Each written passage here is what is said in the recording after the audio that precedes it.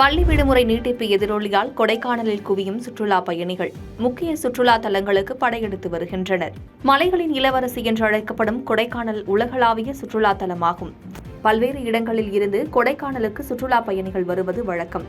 கடந்த மே 7ஆம் தேதியிலிருந்து கொடைக்கானலுக்கு வரக்கூடிய சுற்றுலா பயணிகளுக்கு இ-பாஸ் கட்டாயம் என்று தெரிவிக்கப்பட்டதால் கடந்த மே மாதம் சுற்றுலா பயணிகளின் கூட்டம் வழக்கமான கோடை விடுமுறை போன்று இல்லாமல் குறைந்தே காணப்பட்டது.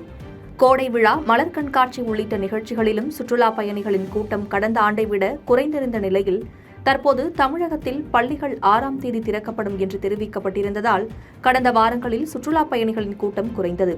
இந்நிலையில் பள்ளிகளுக்கு விடுமுறை நீட்டிக்கப்பட்டுள்ளதால் கொடைக்கானலுக்கு வரக்கூடிய சுற்றுலா பயணிகளின் கூட்டம் அதிகரித்துள்ளது. முக்கிய சுற்றுலா தலங்களான மோயர் சதுக்கம், குணா குகை உள்ளிட்ட பகுதிகளில் கடும் போக்குவரத்து நெரிசல் ஏற்பட்டது. 3 மணி நேரம் காத்திருந்து சுற்றுலா தலங்களை காணக்கூடிய நிலை ஏற்பட்டுள்ளது. மேலும் கொடைக்கானலில் நிலவும் சீதோஷ்ண நிலையை சுற்றுலா பயணிகள் அனுபவித்து மகிழ்ந்து வருகின்றனர். பாதகம் செய்பவரை கண்டால் நாம் பயங்கொள்ளலாகாது பாப்பா, மோதி மிதித்து விடு பாப்பா, அவர் முகத்தில் உமிழ்ந்து விடு பாப்பா.